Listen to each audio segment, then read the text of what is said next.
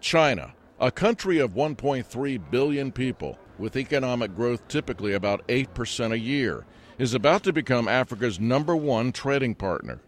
China's annual two-way trade with Africa now totals more than $100 billion, about the same as the U.S. trade balance with the continent.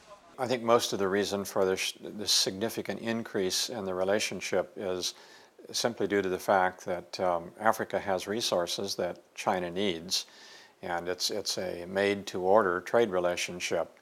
Africa is a continent rich in resources such as oil, copper, diamonds, and iron ore, minerals and energy resources to help fuel China's accelerating economic engine. The world's fastest-growing economy has increased its trade in Africa tenfold. In 2000, China's bilateral trade with Africa was $10 billion, and by the end of 2008, it was over $100 billion.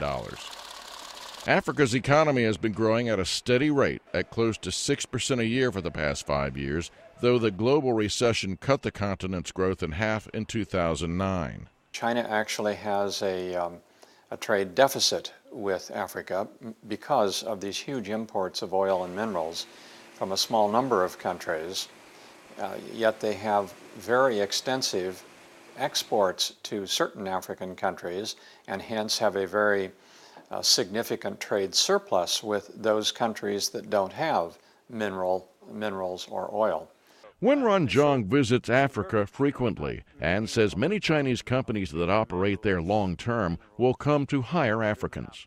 As a part of the learning curve, we see more and more Chinese enterprises in Africa today employing about 80% of the local workforce. Not only Chinese state-run enterprises see opportunity in Africa, there are plenty of private Chinese entrepreneurs, ordinary people investing their own money to open a small business. We're talking about people who have several $1,000s. They would go to Africa to set up in a supermarket a selling slot, importing containers from China, pay local tax, employ small number of local people, and selling goods. China has an official policy of not interfering in other countries' internal affairs. So does that give China an advantage, or is it a liability for Africa? For that answer, we're here at Howard University.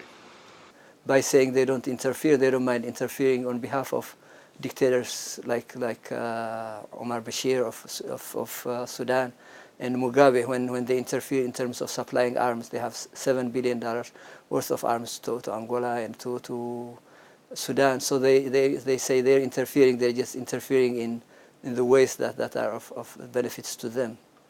But there are also issues, on the other hand, of competition, of Chinese manufacturing goods, low-cost Chinese goods flooding African markets, even in the street corners. That actually does happen as well.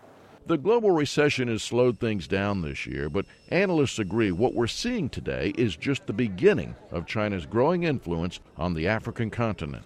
I'm Philip Alexio, VOA News.